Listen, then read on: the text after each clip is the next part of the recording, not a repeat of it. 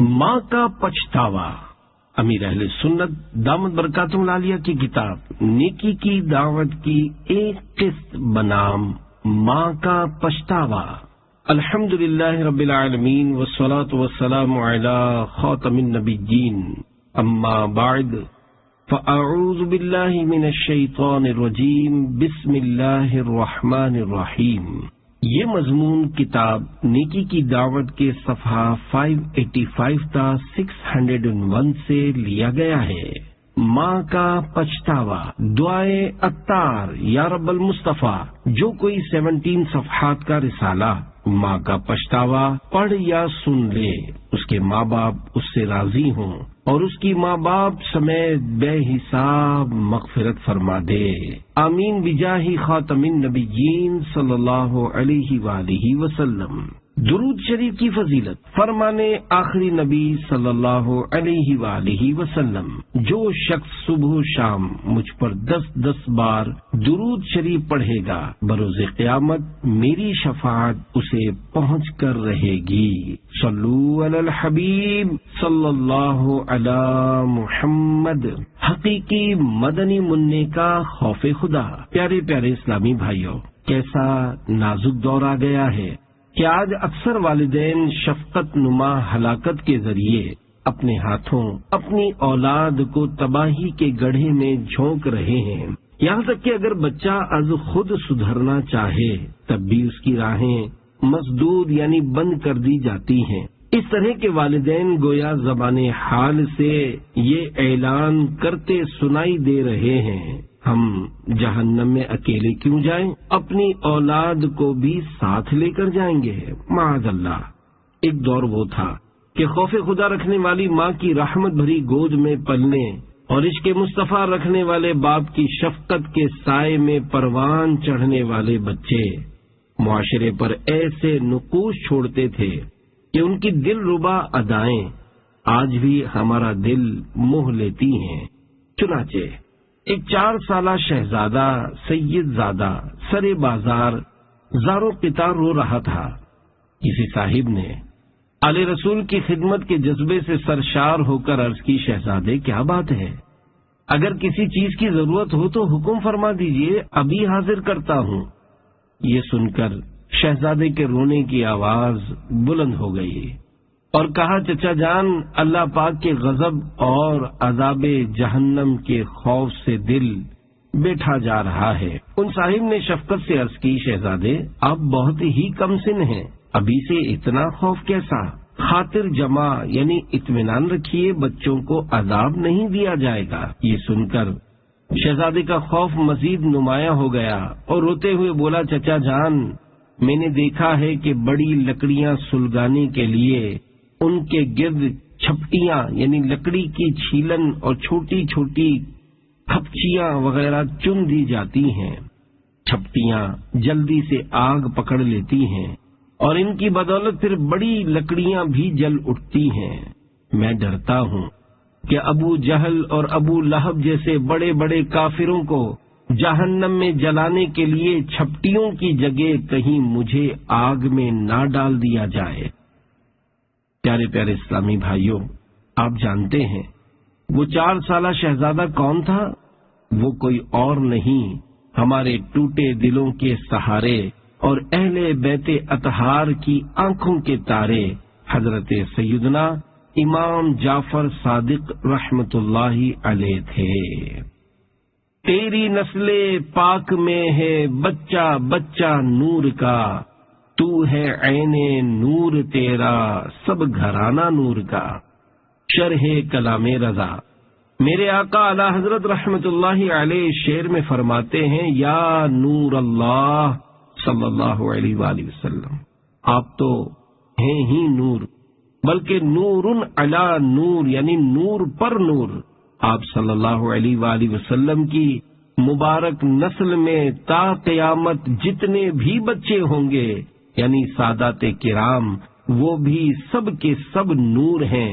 اے نور والے پیارے پیارے آقا صلی اللہ علیہ وآلہ وسلم، آپ صلی اللہ علیہ وآلہ وسلم کا سارے کا سارا گھرانہ ہی نور، نور اور بس نور ہے، نور اندر نور باہر، گھر کا گھر سب نور ہے، آ گیا وہ نور والا جس کا سارا نور ہے۔ صلو علی الحبیب صلی اللہ علی محمد۔ دینی معاملے میں حوصلہ شکنی کرنے والی ماں کا پچھتاوا۔ والدین کو چاہیے کہ اپنی اولاد کو شروع ہی سے نیکیوں اور سنتوں بھرا دینی ماحول فراہم کریں، ورنہ بری صحبت کی وجہ سے بگڑ جانے کی صورت میں بازی ہاتھ سے نکل سکتی ہے۔ سگے مدینہ عفیہ عنہ کو اس کی بڑی بہن نے بتایا۔ ایک اسلامی بہن نے اپنے بیٹے کی اصلاح کے لیے رو رو کر دعا کا کہا ہے۔ بیچاری کہہ رہی تھی، ہائے ہائے، میں نے خود ہی اس کو برباد کیا ہے۔ اس کو دعوت اسلامی کے مدرسۃ المدینہ میں حفظ کے لیے بٹھاتے تو بٹھا دیا، مگر بیچارہ جو سنتیں وغیرہ سیکھ کر آتا وہ گھر میں آ کر بیان کر دیتا تو ہم اس کا مذاق اڑاتے۔ آخرش اس کا دل ٹوٹ گیا اور اس نے مدرسۃ المدینہ جانا چھوڑ دیا۔ اب برے دوستوں کی صحبت میں رہ کر آوارہ ہو گیا ہے۔ خوش قسمتی سے مجھے دعوت اسلامی کا دینی ماحول مل گیا ہے، اب میں سخت پچھتا رہی ہوں، ہائے میرا کیا بنے گا۔ صحبت صالح ترا صالح کند، صحبت طالح ترا طالح کند، یعنی اچھے کی صحبت تجھے اچھا بنا دے گی، برے کی صحبت تجھے برا بنا دے گی۔ سنتوں بھرے اجتماع کی فضیلت۔ اپنی اولاد کو بھی دعوت اسلامی کے سنتوں بھرے اجتماع میں شرکت کی رغبت دلائیے اور خود بھی حاضری کی سعادت پائیے۔ اس طرح کے اجتماعات کی برکات کے بھی کیا کہنے۔ چنانچہ نبی کریم رؤوف الرحیم صلی اللہ علیہ وآلہ وسلم کا فرمان عظیم ہے، قیامت کے دن کچھ ایسے لوگ ہوں گے جو نہ انبیاء ہوں گے نہ شہداء، مگر ان کے چہروں کا نور دیکھنے والوں کی نگاہوں کو خیرہ یعنی چکا چوند کرتا ہوگا۔ انبیاء و شہداء ان کے مقام اور قرب الہی کو دیکھ کر اظہار مسرت فرمائیں گے۔ صحابہ کرام علیہم رضوان میں سے کسی صحابی نے عرض کی، یا رسول اللہ صلی اللہ علیہ وآلہ وسلم، یہ کون خوش نصیب ہوں گے؟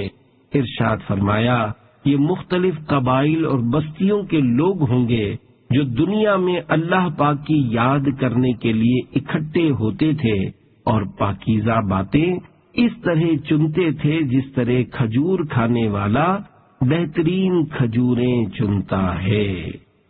یقیناً مقدر کا وہ ہے سکندر جسے خیر سے مل گیا دینی ماحول، یہاں سنتیں سیکھنے کو ملیں گی، دلائے گا خوف خدا دینی ماحول۔ صلو علی الحبیب صلی اللہ علی محمد۔ غافل نوجوان، پیارے پیارے اسلامی بھائیوں، خوف خدا سے دل کو لرزانے، عشق مصطفیٰ میں روح کو تڑپانے، گناہوں کی عادتیں مٹانے، نیکیوں کا جذبہ بڑھانے اور اپنے آپ کو سنتوں کا پیکر بنانے کے لیے دعوت اسلامی کے دینی ماحول سے وابستہ رہتے ہوئے ہر ماہ کم از کم 3 دن کے لیے مدنی قافلے میں عاشقان رسول کے ساتھ سنتوں بھرا سفر کرتے رہیے اور نیک اعمال پر عمل کرتے ہوئے زندگی کے شب و روز گزاریے۔ آئیے آپ کا جذبہ بڑھانے کے لیے ایک مدنی بہار سناؤں۔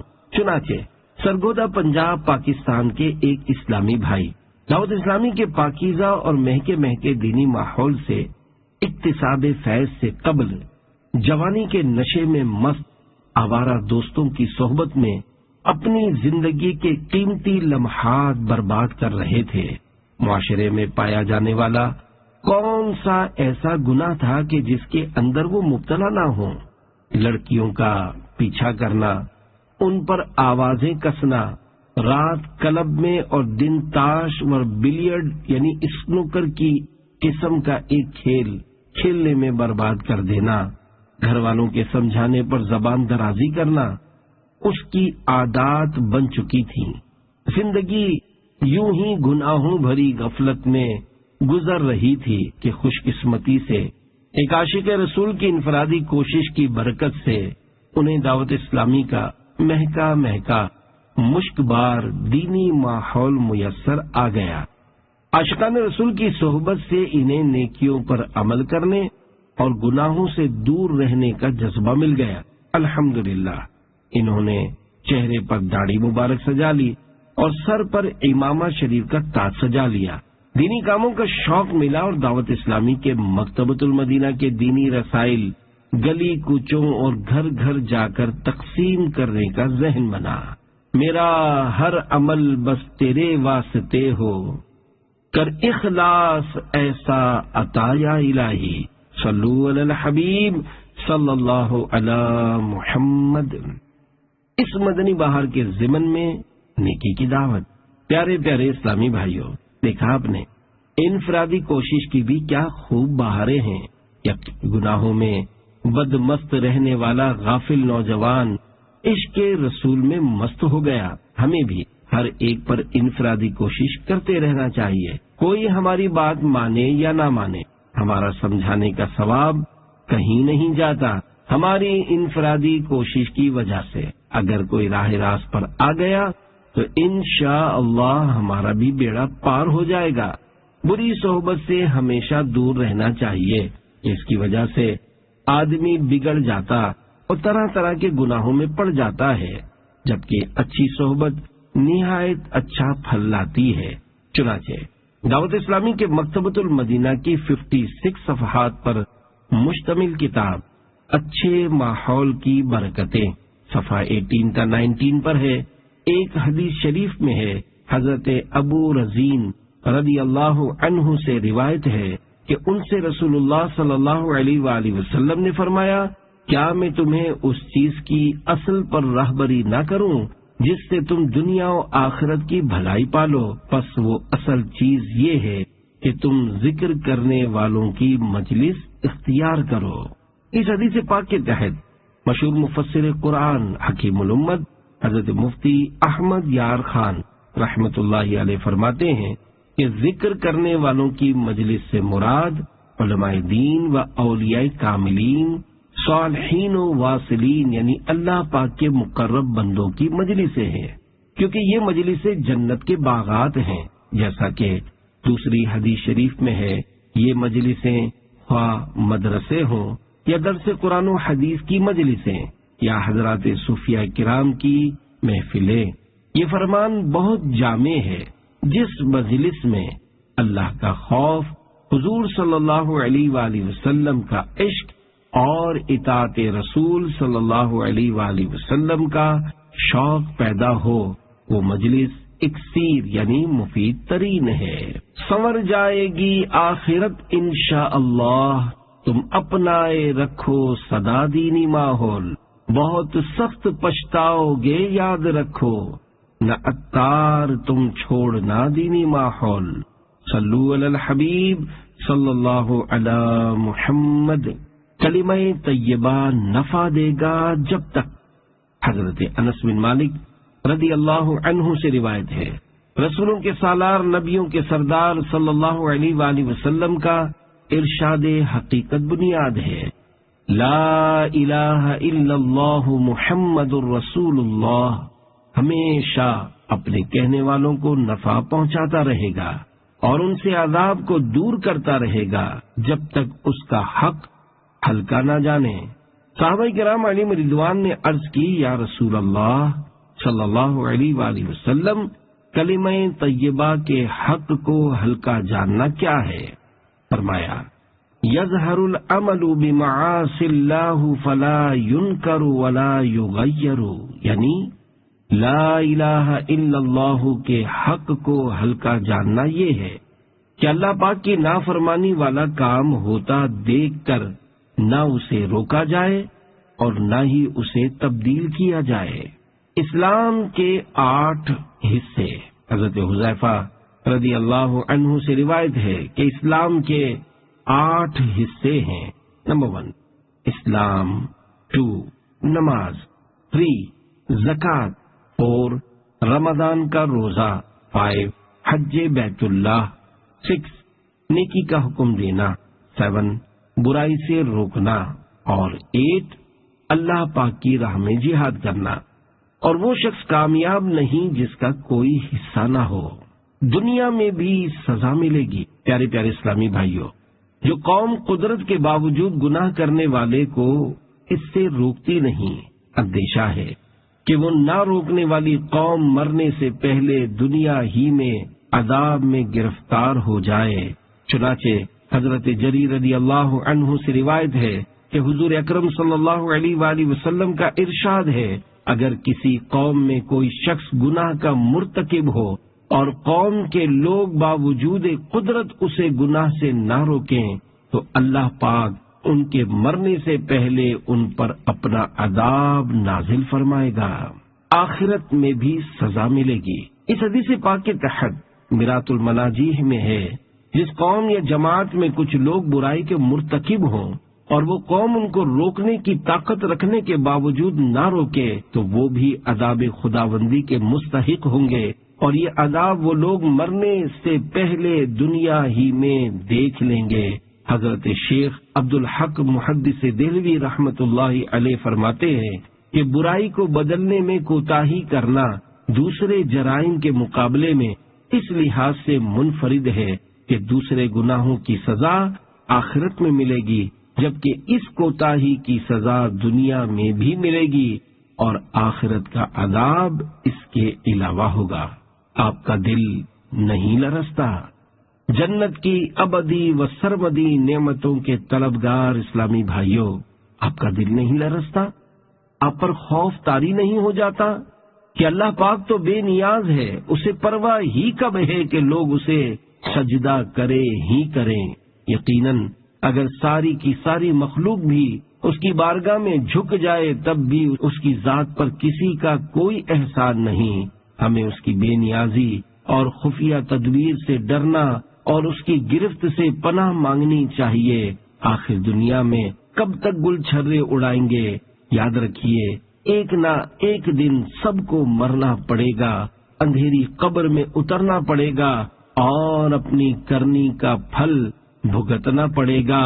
الموت باب کل نفس داخلها، الموت قدح کل نفس شاربوها، یعنی موت ایک ایسا دروازہ ہے جس میں سے ہر جاندار نے گزرنا ہے، اور موت ایک ایسا جام ہے جسے ہر شخص نے پینا ہے۔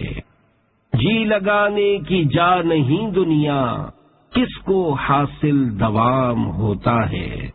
مردے کی بے بسی۔ پیارے پیارے اسلامی بھائیوں، اس وقت کیسی بے کسی ہوگی جب روح جسم سے جدا ہو چکی ہوگی۔ اس دم کس قدر بے بسی کا عالم ہوگا جب بیش قیمت کپڑے بدن سے اتارے جا رہے ہوں گے، غسال نہلا رہا ہوگا، لٹھے کا کفن پہنایا جا رہا ہوگا۔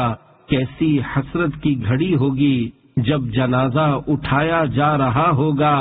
ہائے ہائے، وہ دنیا جسے سنوارنے کے لیے عمر بھر بھاگ دوڑ کی تھی، جس کی خاطر راتوں کی نیندیں اڑائی تھیں، طرح طرح کے خطرے مول لیے تھے، حاسدین کی رکاوٹیں کھڑی کرنے کے باوجود بھی جان لڑا کر دنیا کا مال کماتے رہے تھے، خوب دولت بڑھاتے رہے تھے، جس مکان کو مضبوط تعمیر کیا تھا پھر اس کو طرح طرح کے فرنیچر سے آراستہ کیا تھا، وہ سبھی کچھ چھوڑ کر رخصت ہونا پڑ رہا ہوگا۔ قیمتی لباس کھوٹی پر ٹنگا رہ جائے گا، کار ہوئی تو گیراج میں کھڑی رہ جائے گی، کھیل کود کے آلات، عیش و طرب کے اسباب اور ہر طرح کا مال و سامان دھرا کا دھرا رہ جائے گا۔ اس وقت مردے کی بے بسی انتہا کو پہنچے گی جب اس کو روشنیوں سے جگمگاتی عارضی خوشیوں سے مسکراتی دنیا ناپائیدار کے فانی گھر سے نکال کر اندھیری قبر میں منتقل کرنے کے لیے اس کے ناز اٹھانے والے اس کو کندھوں پر لاد کر سوئے قبرستان چل پڑیں گے۔ عالم انقلاب ہے دنیا، چند لمحوں کا خواب ہے دنیا، فخر کیوں دل لگائیں اس سے، نہیں اچھی خراب ہے دنیا۔ قبر کی دل ہلا دینے والی نیکی کی دعوت، حضرت عمر بن عبدالعزیز رضی اللہ عنہ ایک جنازے کے ساتھ قبرستان تشریف لے گئے. وہاں ایک قبر کے پاس بیٹھ کر غور و فکر میں ڈوب گئے. کسی نے عرض کی، یا امیر المؤمنین، آپ رضی اللہ عنہ یہاں تنہا کیسے تشریف فرما ہیں؟ فرمایا، ابھی ایک قبر نے مجھے پکار کر بلایا اور بولی، اے عمر بن عبدالعزیز رضی اللہ عنہ، مجھ سے کیوں نہیں پوچھتے کہ میں اپنے اندر آنے والوں کے ساتھ کیا برتاؤ کرتی ہوں؟ میں نے اس قبر سے کہا، مجھے ضرور بتا. وہ کہنے لگی، جب کوئی میرے اندر آتا ہے تو میں اس کا کفن پھاڑ کر جسم کے ٹکڑے ٹکڑے کر ڈالتی اور اس کا گوشت کھا جاتی ہوں. کیا آپ مجھ سے یہ نہیں پوچھیں گے کہ میں اس کے جوڑوں کے ساتھ کیا کرتی ہوں؟ میں نے کہا، یہ بھی بتا. تو کہنے لگی، ہتھیلیوں کو کلائیوں سے، گٹھنوں کو پنڈلیوں سے اور پنڈلیوں کو قدموں سے جدا کر دیتی ہوں. اتنا کہنے کے بعد حضرت عمر بن عبدالعزیز رضی اللہ عنہ ہچکیاں لے کر رونے لگے. جب کچھ افاقہ ہوا تو کچھ اس طرح عبرت کے مدنی پھول لٹانے لگے. اے اسلامی بھائیوں، اس دنیا میں ہمیں بہت تھوڑا عرصہ رہنا ہے. جو اس دنیا میں صاحب اقتدار ہے وہ آخرت میں انتہائی ذلیل و خوار ہوگا. جو اس جہاں میں مالدار ہے وہ آخرت میں فقیر ہوگا. اس کا جوان بوڑھا ہو جائے گا اور جو زندہ ہے وہ مر جائے گا. دنیا کا تمہاری طرف آنا تمہیں دھوکے میں نہ ڈال دے، کیونکہ تم جانتے ہو کہ یہ بہت جلد رخصت ہو جاتی ہے. کہاں گئے تلاوت قرآن کرنے والے؟ کہاں گئے بیت اللہ کا حج کرنے والے؟ کہاں گئے ماہ رمضان کے روزے رکھنے والے؟ خاک نے ان کے جسموں کا کیا حال کر دیا؟ قبر کے کیڑوں نے ان کے گوشت کا کیا انجام کیا؟ ان کی ہڈیوں اور جوڑوں کے ساتھ کیا برتا ہوا؟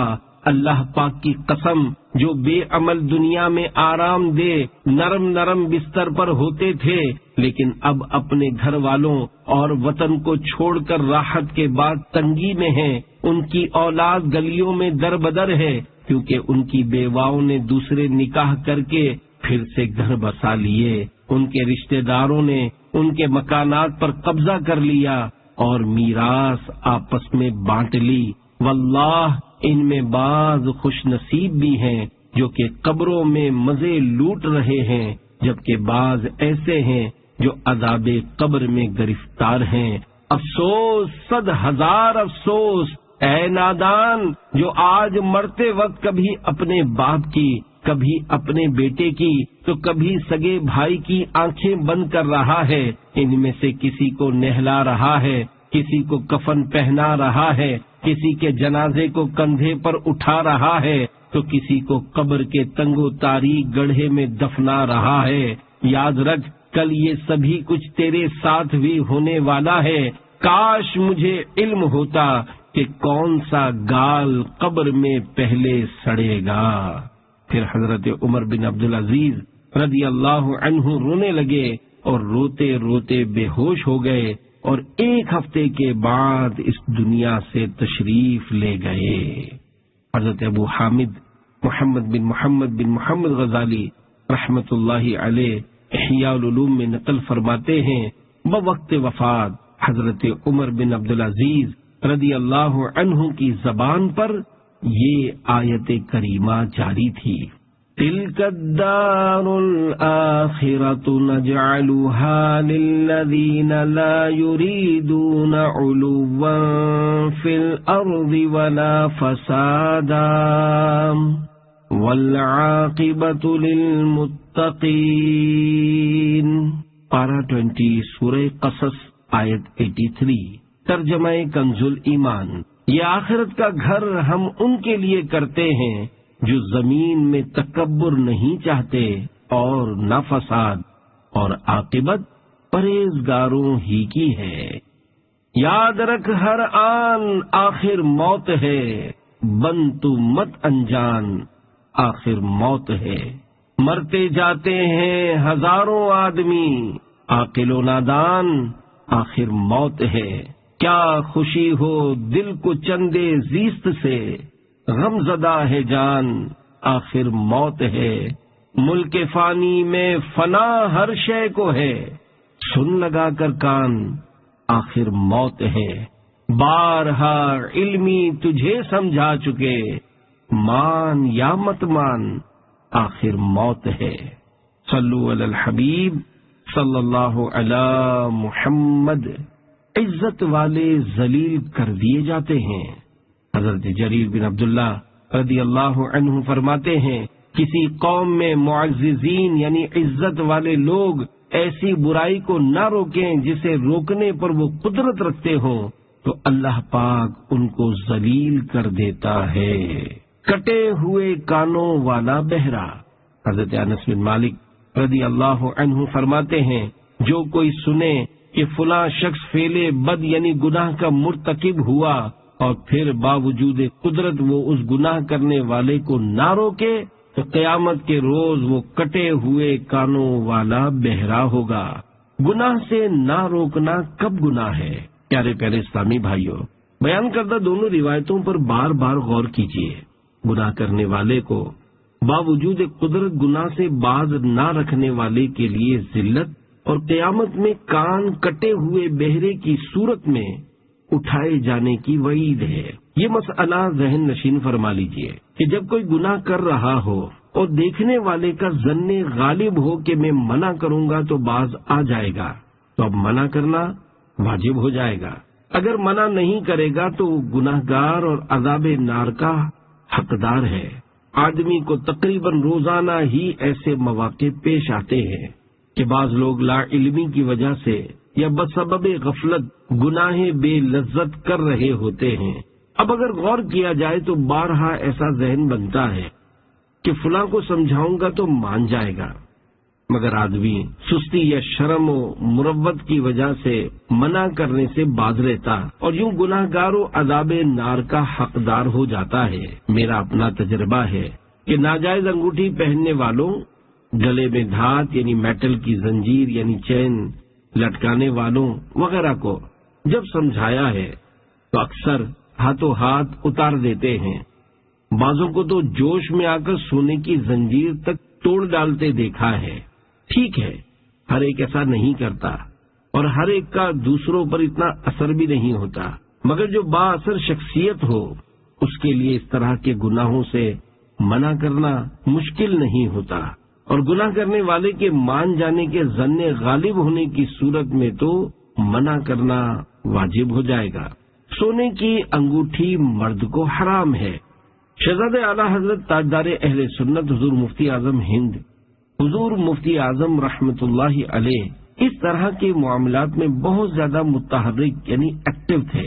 چنانچہ مفتی اعظم کی استقامت و کرامت صفحہ 146 پر رئیس القلم حضرت علامہ ارشد القادری رحمت اللہ علیہ کے حوالے سے نقل ہے۔ ان یعنی سرکار مفتی اعظم ہند کے لیے سب سے زیادہ تکلیف دہ وہ منظر ہوتا تھا جب وہ کسی مسلمان کو اسلامی شریعت کی خلاف ورزی کرتے ہوئے پاتے تھے۔ امر بالمعروف و نہی عن المنکر یعنی نیکی کا حکم دینے اور برائی سے منع کرنے کا فرض ادا کرتے وقت وہ چھوٹے بڑے، امیر و غریب اور حاکم و محکوم کے درمیان کوئی امتیاز نہیں کرتے تھے۔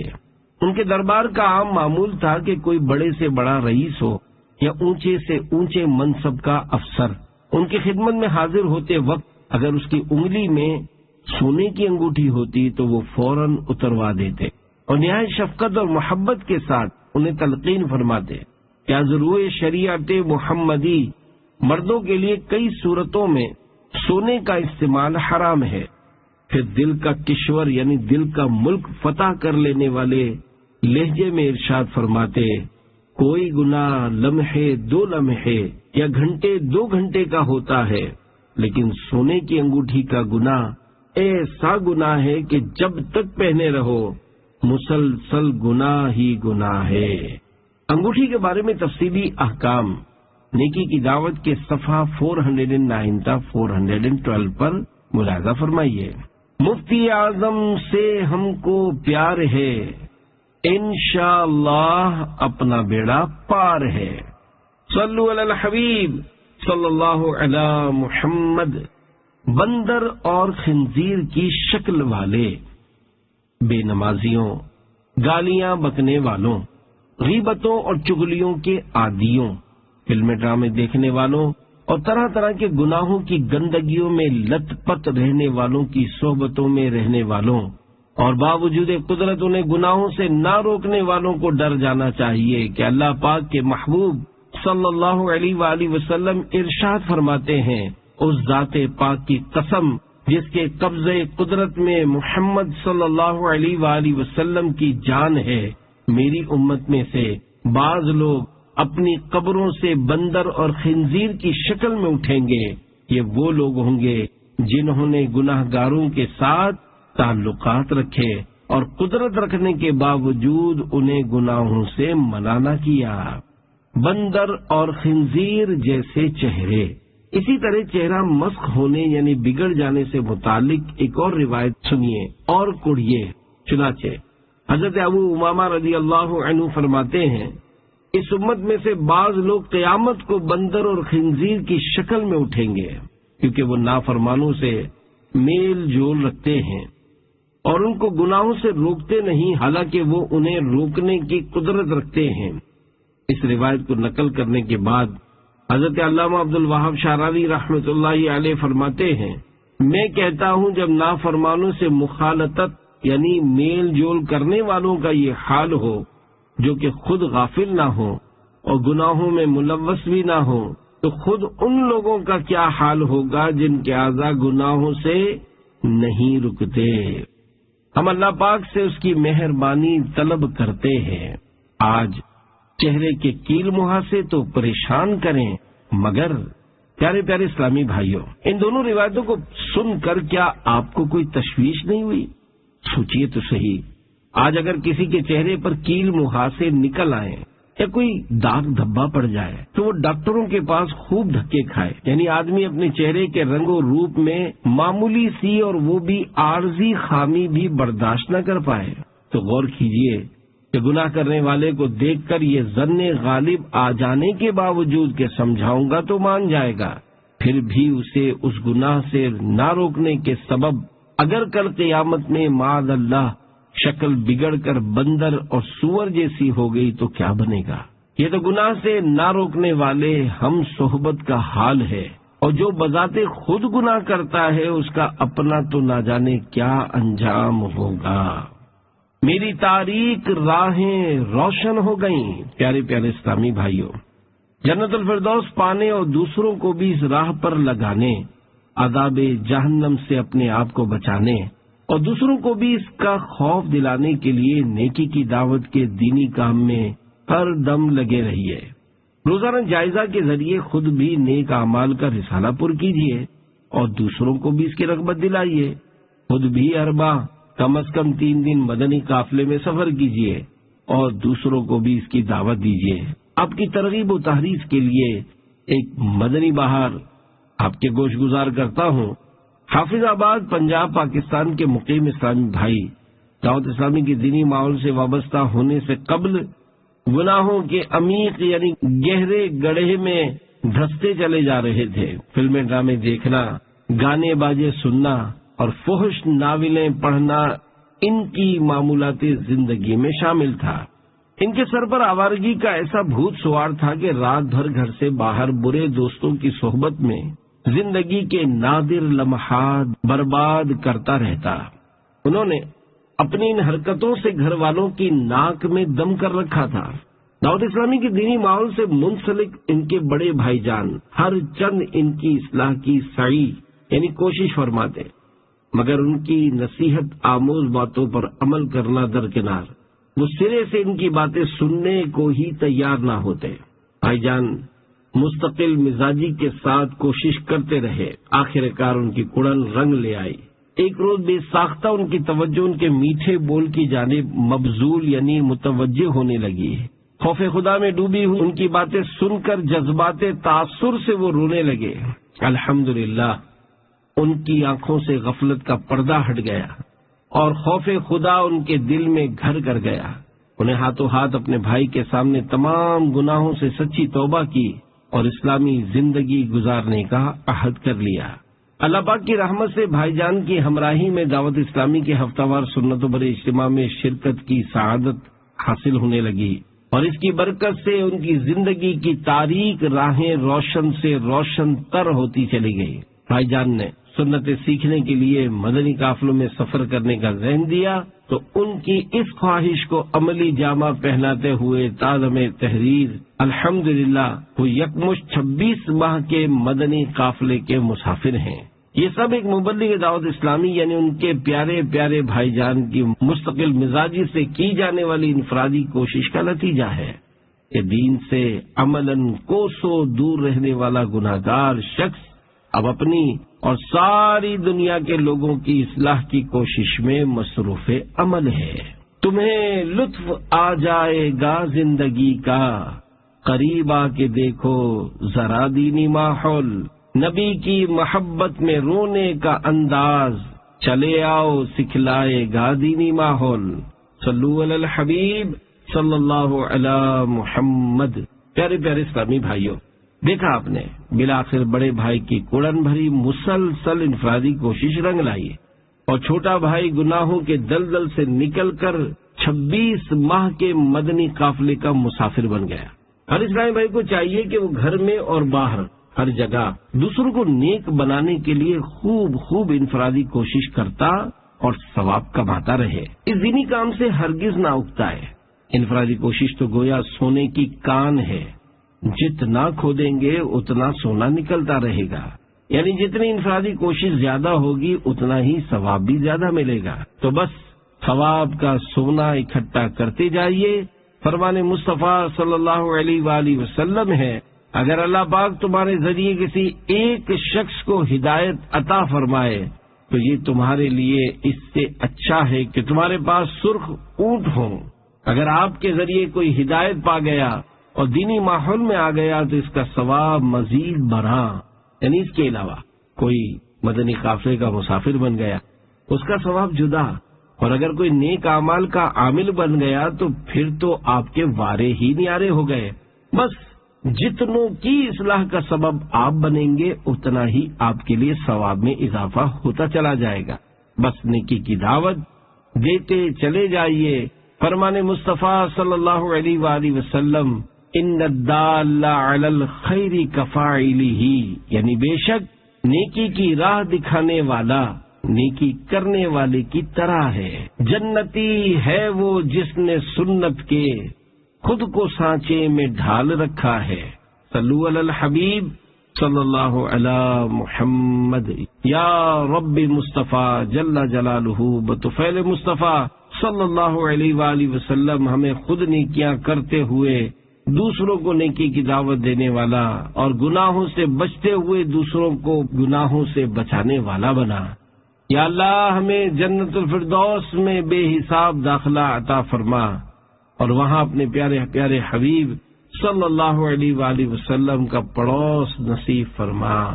آمین بجاہ خاتم النبیین صلی اللہ علیہ وآلہ وسلم۔ صلو علی الحبیب صلی اللہ علی محمد۔ معاف فضل و کرم سے ہو ہر خطا یا رب، ہو مغفرت پے سلطان انبیاء یا رب، بلا حساب ہو جنت میں داخلہ یا رب، پڑوس خلد میں سرور کا ہو عطا یا رب، نبی کا صدقہ صدا کے لیے تو راضی ہو، کبھی بھی ہونا نہ ناراض یا خدا یا رب۔ صلو علی الحبیب صلی اللہ علی محمد۔